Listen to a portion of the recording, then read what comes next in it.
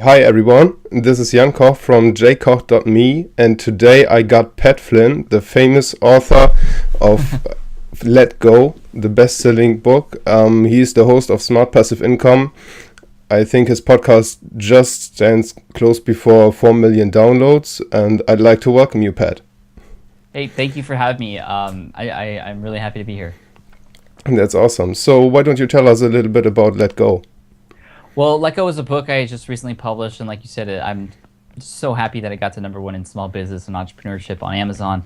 Um, it really is an account of when, it's called Let Go. I guess I'll start with the title. It's called Let Go because it's about how I got let go from my position in an architecture firm and how I've sort of become an entrepreneur after that. But it on a deeper level, it's called Let Go because in order for all that amazing stuff to happen in my life, and I'm just so blessed to be where I'm at now and to be making good money on the internet and to be at home with my family and watch my kids grow up, it all happened as a result of getting let go from my architecture position, but also as a result of letting go from everything that I had been trained and sort of conditioned to sort of believe in when I was growing up, which was, that you have to have a 9 to 5 job and that you're supposed to work, incredibly hard and that you're always supposed to, but the fact that you work hard for 40 years and then you sort of retire and then you can enjoy your life. And when I had gotten let go from my position, I wanted to go back. The first thing that I did after I got that notice from my boss that I was going to be laid off was I called all these different architecture firms to try and get back because I wanted to be back to where I was comfortable. The whole world out there that I didn't know about, that the unexpectedness and the sort of it was just scary to me, and I didn't want to try anything new. I just wanted to go back to what I was used to. Luckily, I could not get another job, and I sort of was forced to explore everything else that was out there for me. And again, my layoff turned out to be probably the best thing that could ever happen to me because it sort of broke me free from the constraints that I had when I was employed, and it showed me everything else that was possible. And so I try to spread that message through Let Go and also on my website and all the businesses that I have. And it's written just to inspire people. It's not written to make money. I mean, it's only $2.99 US dollars. It's not meant to make money. It's meant to just share a story that is inspiring and also is very honest and transparent about sort of everything that was going through my mind when I got let go, from being angry to being worried and fearful. And I created Let Go to inspire people and to sort of share the real account of what happened in personally with everything that happened in my life and all the emotions that were going through my head, the fear, the worry, the that doubt and the resistance in every sort of thing I was doing and sort of what I did to overcome that. So Let Go is really a great book. I really love how you get into the whole mindset thing because I guess that's what's most important to start an online business. You started with a website that you constructed earlier to pass the lead exam. You tell in Let Go that this website has thousands of daily visitors, even though you didn't know it at first. Yeah. When you were to start over again without this website, just about today, what would your first steps be? Well, I would try to replicate the same success. And the reason that site was successful was because I had just provided so much free information for people looking to figure out how to pass this exam. I mean, at first I built it just for me because I was actually in that audience. I was what they call scratching my own itch. And as a result, I sort of provided information so other people can scratch that same itch with my information. And so I would take the same approach. I would find something that people were having a problem with, or there was a pain somewhere, a specific market, and try and deep down understand exactly what their needs are. I was doing that because I was in that target market. I knew exactly what I needed to try and figure out to pass this exam. And as a result of posting and publishing all that information for free, I built this community, and people started to find my website because I wasn't selling anything right up front. People were more than happy to share me with people they knew because they knew that I wasn't going to sell them anything or that they weren't going to get bombarded with pitch after pitch after pitch. And so I would take the same approach. Part of that is understanding that it takes time. Yeah. A lot of people hear my story and they say, wow, like this just happened to you overnight. That first month you sold your ebook, you made $8,000. And yeah, the first month I sold my ebook, I made $8,000, but I had spent a year and a half building that community and getting to a point where I could easily sell, sort of almost proving myself as someone who was an expert in this Yeah. particular niche. And really, when I say that, it's funny because I really wasn't an expert. I didn't get a perfect score on the exam. I still had to look up everything. I didn't memorize the whole sort of book. But because I was the one who was publishing this stuff in a way that was easily consumable, in a way that solved the people's pain, and it made them sort of save time and money, they were more than happy to consider me the expert because I was somebody who took the exam, and I was just somebody who knew a little bit more than they did. And a really interesting story that goes along with that, and beyond just providing that information, when things were going really well, I was making about 5 figures a month. The United States Green Building Council, which is the company that actually administers this exam, they actually write the test questions. They came out with their own study guide. And when they did that, I thought my business was done. Yeah. Because why would anybody buy from this random dude when they could buy a study guide from the actual company that writes the questions? Like, why would you buy from anywhere else? Well, what ended up happening was when they came out with their guide, I actually ended up selling more products. And I know that sounds weird, and it was weird to me at first, but what I ended up finding out was because that the USGBC was selling their own guide, it was actually pretty expensive. They're a big company, they have a lot of overhead costs, and so they have to charge a lot. Yeah. And people started searching for other guides to see if there was anything a little bit cheaper, and people found my guide as a result of that. And the second question might be, okay, well, they found you. Why would they buy from you instead of that company? Well, I think people would prefer to buy from someone like me instead of that company because they see a real person who actually took the exam, who was in the trenches, who went through all the same exact experiences that those people who are finding that website are going to have to go through as well, as opposed to buying from this bigger sort of company or organization where you don't know who's on the other end. You can't build a relationship with that company. You can build a relationship with Pat Flynn though, and that's what people did. And so I made sure to show my personality on the site. If you actually go to Green Exam Academy right now, you can see a picture of me right there on the sidebar. And that's really important. That's not accidentally put there. It's put there because I know I can make an immediate connection with people, showing people that, I was exactly where you were at. Now I'm at a point where I'm a lead AP, and I can show you how to do that too, as opposed to, we write the questions, here's how you do it. I think people can connect more. I mean, people do want to do business with people these days, and the more you can become a person, the better your chances are of developing that relationship, creating that trust to a point where people are going to want to buy from you and trust your word for it. So it's all about personal branding. Yeah, I mean, even if you have a big company though, I think it's important to interact with your audience in a way that it feels like you're speaking to them one-on-one. I mean, even big companies like Coca-Cola, Red Bull, and all these other big companies, they're using social media a lot, and they're doing it because they know they can make a more personal connection than through a television advertisement. It's really hard to sort of feel like you're getting a personal message when you're watching a television commercial, right? Yeah. Like it's hardly sometimes it happens, but sometimes we watch the television and we're like, so we're not like, oh, well, that was for me. Like, that wasn't just for me. But on Twitter and on Facebook, like, you can respond to people and actually talk to them one-on-one. And that's why I like Twitter, too, because it forces people to sort of shorten, it's really quick, 140 characters. But you can still get that one-on-one feeling. So even if you're not necessarily a personal brand where you, where you are the company, your company can have its own personality, too.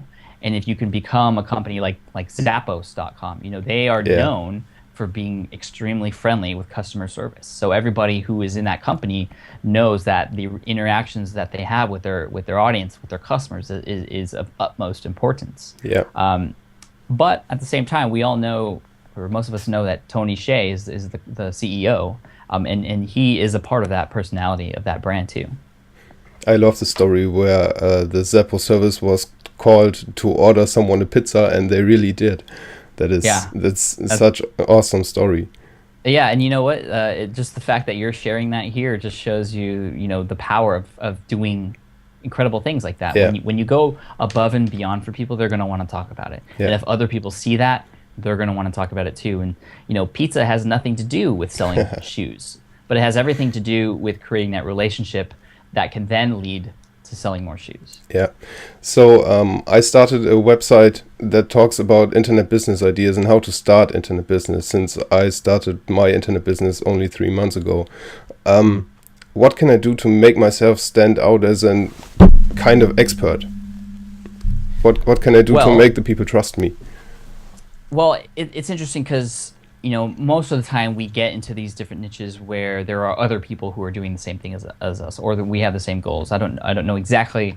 There's a lot of other people talking about creating their online businesses or starting Hmm. businesses, right? And when I first started the Smart Passive Income blog, I wasn't the first blog to talk about entrepreneurship and making money online. So I purposely subscribed to all the other sites, saw what everybody else was doing, and I did the complete opposite of what they were doing. Okay. That's exactly what I did. So, for example, a lot of people in the space that I'm in, when you subscribe to their email list, they're going to sell you stuff all Hmm. the time.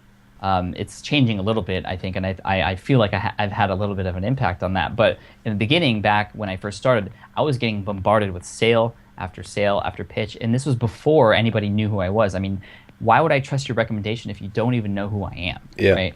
And so I've been focusing on the opposite. I've been using my email list to build that relationship even more, actually engaging with people through my email list, asking them questions like, well, what are you struggling with? Or what is it that you want me to write about? When you ask people questions, especially on a personal sort of medium like email, you're going to get responses from your target audience that are going to shape and help you direct your business in the way that it should go without you having to guess. There's no more Hmm. guessing. Your audience is telling you exactly what you want to do, and that's a great way to stand out because also you're actually taking the time to respond and be personal with them. Yeah. Um, y- you know, yes, you may be doing the same business as a lot of other people, but nobody is like you. So if you can put your personality and your sort of spin on it, and sort of carve your own sort of niche within that niche that you're in, great things are going to happen. Speaking of niche within a niche, there's a really great website called Nerd Fitness. Now, a lot of us know that the sort of weight loss fitness industry is huge. Like Yeah. it's probably just as big as online business and, It's and, and internet marketing, probably bigger actually. yeah, it's used Um, as example everywhere. So all the people are into yeah, that. totally. But my buddy Steve, who runs nerdfitness.com, he took the idea of this really incredibly expansive sort of idea of running a fitness blog or a health and fitness blog. But he targeted a really specific set group of people that no one else was targeting. And Hmm. his target was the nerds. The skinny guys who would work out and they would never gain any weight, who wanted to sort of beef up a little bit, Yeah. and who knew about Star Wars and Lord of the Rings and all these little geeky things. And Would never go into that a fitness studio. exactly. And he all of his blog posts use like Lego characters and different scenarios, and it's just so cool That's because awesome. he's speaking the exact language of his audience. Hmm. He knows how to talk to them, and as a result, they listen. And so he's selling products and he's selling fitness programs and he's even selling things like T-shirts, and people are buying because they're massive fans because they've connected onto him. There's no way that any of those people are going to move to another fitness website because he is the perfect, and that website is the perfect place to be because it's just representative of who they are. So my advice would be, if you want to stand out of the crowd, first figure out what crowd you want to stand out in. Okay. You can't. It's really difficult if your target audience is the entire world. Yeah. you know so you need to pick a specific niche in there, and for me, that's specifically why I chose passive income, because nobody was talking about the whole automated side of doing business online. Most people were talking about just the end result, which is the money or the strategies and the tactics. Well, I was talking about the automation of it too, and the ability to sort of make these transactions happen without you having to be there. And then now sort of I'm even carving myself deeper into this niche by saying, you know what, like, I don't always do things right, and sometimes I fail, and this is what I do. This is how, I build businesses live on the site, Yeah. and just sort of see what happens. Yeah. Like, nobody does that, and so just see what everyone else is doing, and try something different or take it to the next level is my advice, I think. Okay, that's awesome. You talked a lot about email marketing. So you get the people to sign up for your email list, one, by publishing great content and by publishing great content free. And what other advice do you have? Using incentives, or just offering one-on-one coachings, or what would you use to build an email list? Yeah, well, I'm really glad you touched on that, because it is really important to build an email list. I mean, your email list is probably your best asset when it comes to your business, because you can directly contact your customers or your subscribers. You can tell them anything that's going on, and you can also use the power of an autoresponder to keep in constant contact with them over time, so that when you do send the broadcast, it's not out of the blue and it's not like very spammy. They're used to getting emails from you, and also the fact that, you know, if you have an email list and your site goes down for like 2 weeks, like mine did, you can still keep in contact with them.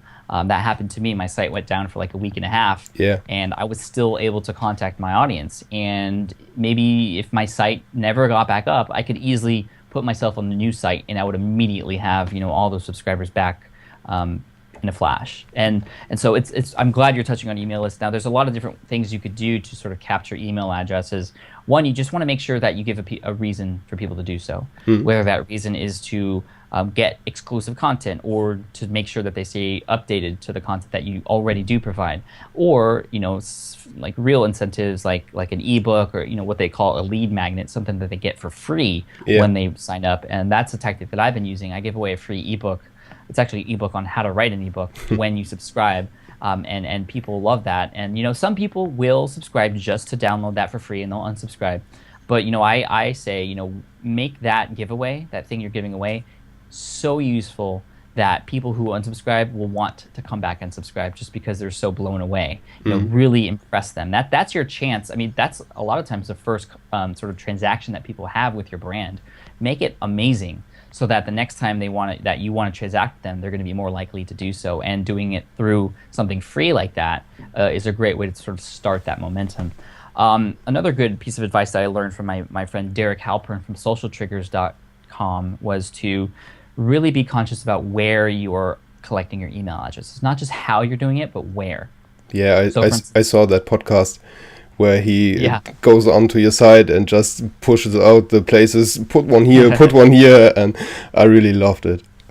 Yeah, it was great. I mean, I took his advice and it worked. And one of the things he said was, you know, go into your analytics and see what pages people are on, and then put your opt-in boxes there if you can. And one of the best places that I've recently put one in was my About page. I learned that I had a lot of people going to my About page, and the way it was before Derek came on and sort of critiqued my site was people would read about the site and read about me and what I could do for them, and then that's it. Then I expected them to do something after that. Where you can direct your audience to do something after that, or even within your About page, you know, maybe even a couple times put a subscriber box where people can sign up. Putting a sign up thing at the bottom of your posts, that's a great method too, because people will have read your posts and trusted your information. If they enjoy what they read, they're going to want to get more. And a great place to put that is at the bottom of your post as well. And there's a lot of different strategies, and I think the best thing to do is just test. I mean, that's really what it comes down to. For some blogs and for some niches and some websites, the sidebar might be the best thing ever. For some, the sidebar might be a very low converting place, and you might want to think about doing it elsewhere. For some people, it's collecting the emails on the homepage right at the top. For some people, it's more about getting people to read their content first and then sign up to their email list at the end of their post. So test. Try different things out, see which ones work the best, and then you will know. Then you don't have to guess anymore. Yeah, that's awesome. That's awesome content. How is your daily routines? How did they change? They're changing all the time, and mostly because they are sort of directed by my kids' schedule. My kids are 9 months and 3.5 years, and so they're going through a lot of changes in life, and they're always going to go through a lot of changes in life, and we sort of, my wife and I, have to adapt to that. Right now, we're on schedule where my son and my daughter both go to bed around 8 or 9 in the evening, and that's when I get work done, because I want to spend my time during their early years to be with them as much as possible. So during the day, when I wake up till, you know, they take a nap in the afternoon, I'm with them all the time. Then during nap time, that's when I do a lot of interviews and a little bit of work until they wake up again, you know, a couple hours later or an hour later. You know, if if I need to be working a little bit longer, my wife will, obviously take care of them while I'm working. But Yeah. majority of my work happens in the evening. But I know once my son goes to school and he needs to get to school by whatever 7:30 in the morning, I'm not going to be able to stay up quite as late, and I'm going to have to shift my schedule. And I think Yeah. really that's what it's all about as an entrepreneur is to adapt. You need to learn sort of what's happening around you and sort of put yourself in the best situation to get the most work done and to become the most focused person that you can be. Along the same lines, I've recently discovered that working out and exercising and eating right plays a huge role in the success of my business and how focused I am, how much energy I have, and sort of the creative ideas that come out of my head. If I don't Yeah. eat well, and if I just sit in a chair for 2 weeks, good ideas aren't going to happen, and it's a struggle. I think it was Tim Ferriss actually who interviewed Richard Branson, who asked Tim Ferriss asked Richard Branson, "Well, what's your number one productivity tip to help you stay focused and get more things done during the day?" And Richard Branson said, "Exercise."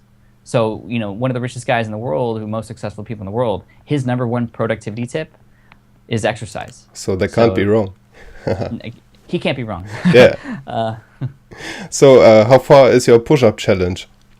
Right now, I'm up to 65. Oh, that's awesome. So I can do 65 straight away without any breaks. I started at 30, so I am making progress, and I got a couple weeks left in the program to hopefully get to 100 by the end of 6 weeks.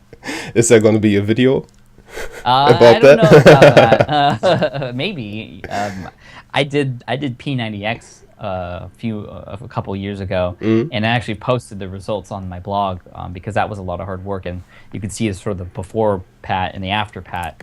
And I just to warn you, if you try to look those up, I'm not wearing a shirt, so maybe you don't want to look at those. So you really made it, and you built your business around your lifestyle. You made your business work for you and not the other way around. Exactly. What were the most important things to take care of to build a business that really works for you? So you have a blog and you have a podcast and you're doing all those interviews and public speaking, and how do you manage still to have the time to spend time with your family and to have the freedom to do what you want? Well, I mean, it's funny because when you say all those things that I do, I have my blog, I have my podcast, I have my YouTube channel, I have a public speaking, I'm publishing books. I mean, that's a lot of stuff on the surface. But the way it unfolds is one thing at a time. I think that's really important. When I first started, it was just the blog, and that's it. And then I shifted onto YouTube, and then I didn't add on to the work that I was doing. I just changed some of the work into YouTube work. So I still was doing the same amount of work, just some of it was then put onto YouTube. And then now when I do the podcast, it's not creating additional work, it's just doing different work, but doing it in the smart way where I can reach out and put myself on different platforms where different people are going to find me. And also as a result of being on these different platforms, sort of taking my brand to the next level and also differentiating myself. That's another great way to stand out of the crowd. Not everyone is going to be smart enough to put themselves on these really important platforms where people are already. And you think about it, you got your podcast for people who like to listen, you have your videos for people who like to watch, and you have your website for people who like to read. There's no excuse that people have to not find you or not enjoy your content. And if your content is good, your brand's just going to go to that next level when that happens. And so that's sort of what I call my be everywhere strategy. And I'm actually writing a book about that, which I'm really excited about too. I can't wait to read it. So when you say you change work, does it mean that you don't publish a blog post for 2 or 3 weeks? I learned, or I read everywhere, that you have, as a blogger, you have to publish regularly. You have to publish 2 or 3 times a week. How much research does it take, and how do you manage to blog steadily, but also to keep track of the all other platforms? Yeah, well, I typically will work like this. My blog is my main thing. It's my hub. And I will make sure to post at least, pretty much twice a week on it. It used to be 3 times a week, but since having kids, I had to cut down to 2. And I haven't actually heard anything negative about that. But I always try to make sure the content is good. Obviously, if I switch to 3, my time might be divided on each of those posts, and I wouldn't be able to, create as high quality content as I wanted to. So I'm at a point where I can do 2 things a week.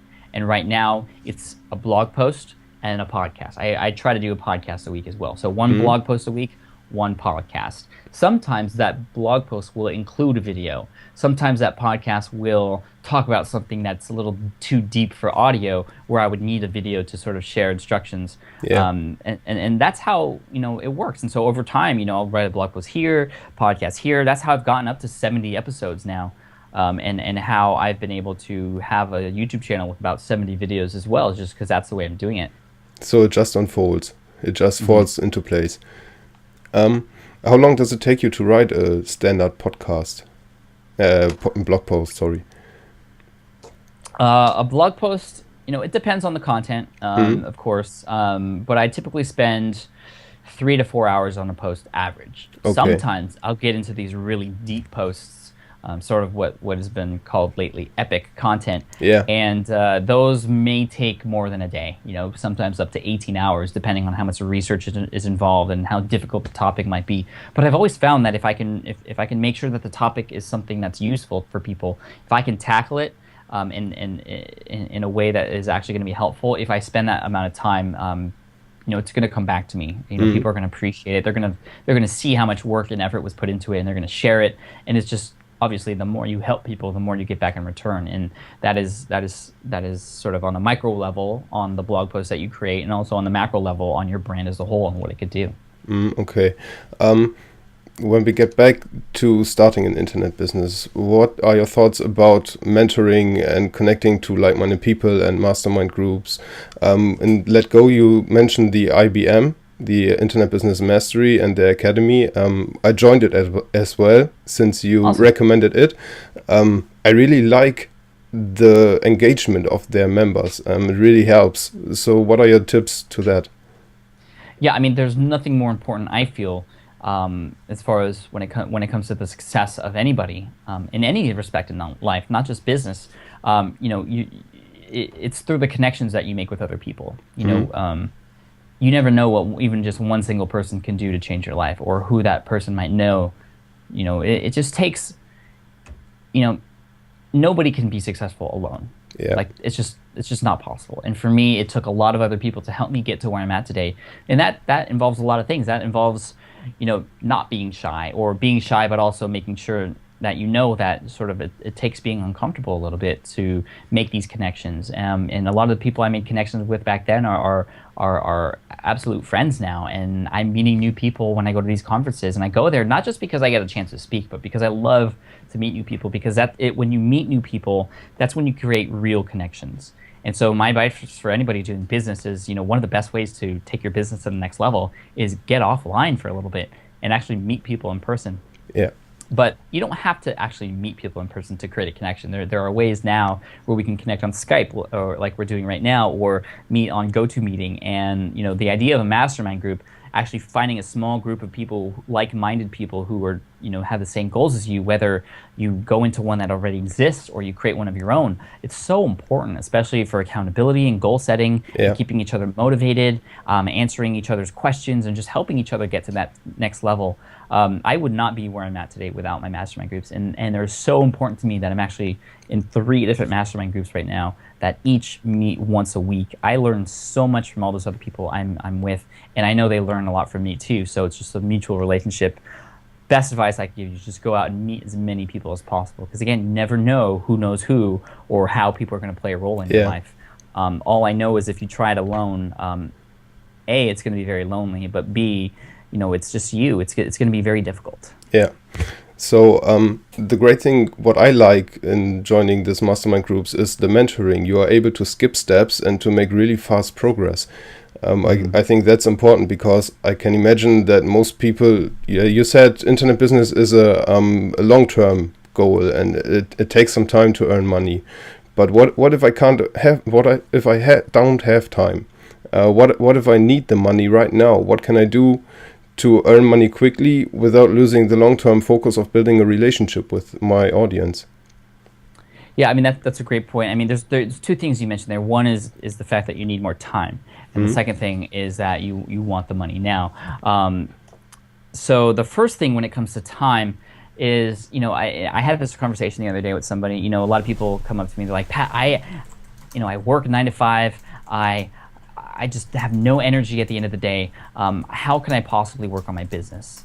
Like there's no that like I have to spend time with my family, and then after that's done, I'm just dead tired. I can't even think. Like how in the world am I going to even put an hour to myself every day? And in the personal finance industry, there's a saying called "pay yourself first," which means if you want to save money and build wealth, before you pay your bills, before you buy things, put some of your paycheck away into your own accounts first. Pay yourself first, because over time, those small increments are going to add up, and those investments are going to really grow into something big in the long term. Well, you can do the same thing with your business. Work for yourself first. And that may mean waking up maybe just an hour earlier every day Yeah. and working just for yourself first. Focus on just your business. And again, that hour a day can mean so much in the future, and just to take your business to the next level. And when you think about it, when you do that, when you wake up, you're excited because you're working on your business. You're not dreading the long day ahead. You get to finally work on your business. You're waking up energized, hopefully, and you're not going into it brain dead from the day you've already had. You're starting your day with it.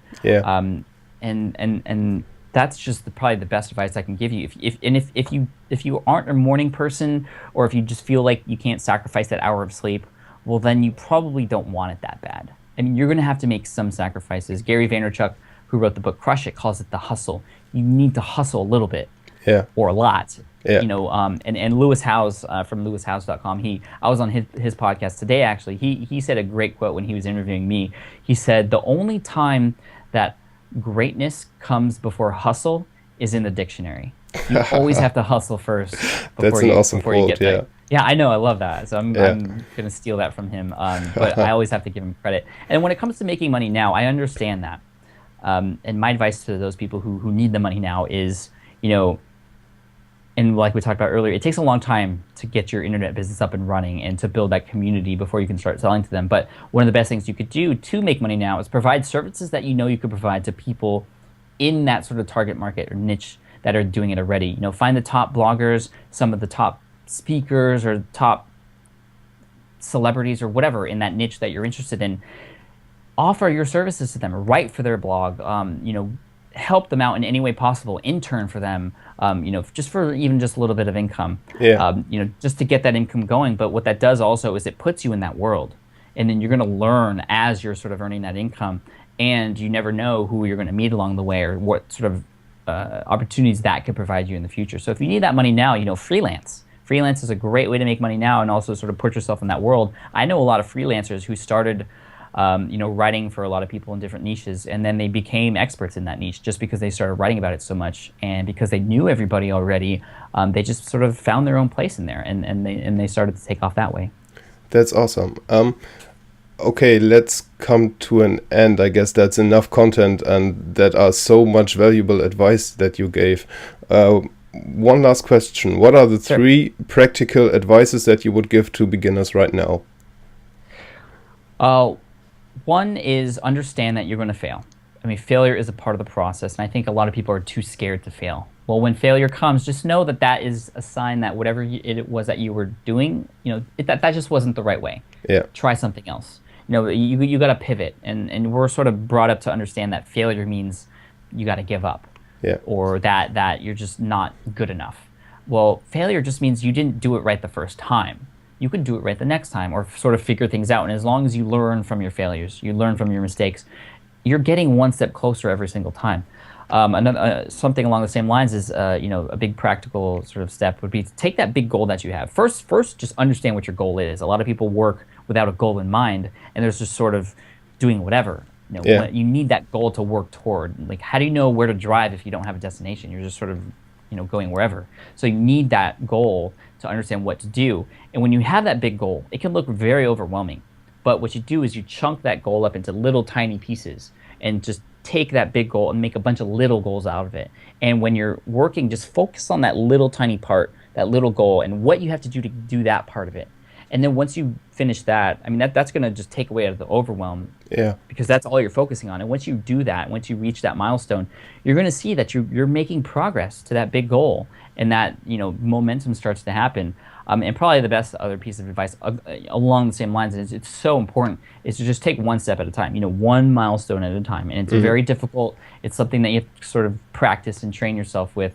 But once you finish something, it's just so rewarding and fulfilling, as opposed to sort of dividing your time into all these different things and not having anything to show for it. Yeah, that's awesome. Thank you so much, Pat. Thank you. Have a great day. Bye bye. Thank you for having me. I appreciate it.